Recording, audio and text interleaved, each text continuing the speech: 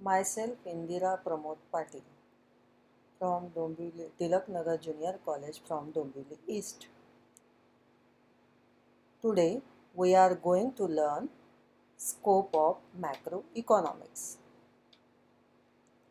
In this session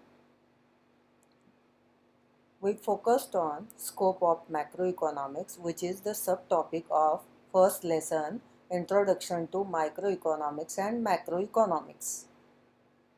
First thing, we need to understand what is scope of macroeconomics. Scope means area of study or field. Various economists built these theories which are included in the scope of macroeconomics. Let us start. There are mainly in our syllabus four theories in scope of macroeconomics. First one theory is theory of income and employment. Then second one, theory of general price level and inflation. Third one, theory of economic growth and development. And fourth one, macro theory of distribution. So first one, theory of income and employment. What is national income? We already discussed about this, the definition of national income in last year in 11th standard. What is national income? National income means the prices of commodities and services or goods and services which are produced in a year in an economy which is called national income. So macroeconomic analysis or it deals with national income. It explains what and how to determine the level of national income and employment. What causes fluctuations in the level of income and employment also. Estimations of national income is considered in the scope of macroeconomics.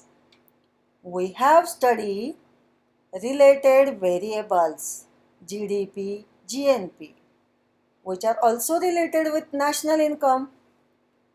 We have to study consumption function and investment function. Both are included in national income. It studies theories related to employment and also unemployment. What are the causes which are responsible to exist unemployment and possible remedies to combat it. Business cycle is also part and parcel of this theory of income and employment, which we will see in this theory. Next theory is the theory of general price level and inflation. Theory of general price level. General price level means it is the average of all prices of goods and services currently being produced. बघा आता आपले grandfather किंवा तुमचे grandfather गप्पा गोष्टी करताना सांगतात की आमच्या कालावधीत किंवा आमच्या काळामध्ये 2 रुपीज पर kg शुगर होती किंवा 200 rupees 300 rupees 10 gram gold purchase केलं जायचं किंवा सेल केलं जायचं. तर आपण यावर विचार करतो की what do you think is this possible in today's world to get 2 rupees per kg sugar or a 300 rupees 10 gram gold? The answer is no. Means the general price index or today's price index is very different. We will study how general price level is determined and what causes fluctuations in it. Fluctuation means inflation and deflation. The problem like recession is the serious economic problem faced these days by most of the countries in the world. Macroeconomic analysis studies the causes and effect of inflation and deflation. It suggests economic policies to tackle this problem.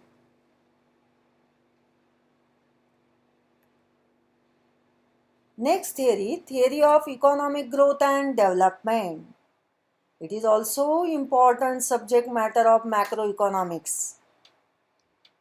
We already discussed in 11th standard what is an economic growth and development. What is economic development? It is also important subject. Economic growth means increase in national income and per capita income, expansion of labor, capital, consumption, and volume of trade also. Growth is related to quantitative measures. Quantitative basis measure. On the other hand, economic development is a wider concept. It is not only quantitative but also qualitative. Qualitative important factor is human welfare considered. Thus, it is not enough to see what is produced, but also to see how it is to be produced and distributed. It is related to qualitative changes in want and growth incentives. Economy can grow, but it may not develop because unemployment, poverty continue to prevail, the absence of technology and structural changes. It suggests strategy. Next one theory in our syllabus or scope of macroeconomics is macro theory of distribution. Total output or total income distributing among individuals and factor of productions, labor, land, capital. It is systematic process of sharing among the owner of factors of production. Economic study how distributing rent, wages, interest and profit. Rent, wages and interest are fixed. In short, this theory deals with relative shares of rent, wages, interest and profit in the total national income. Thank you.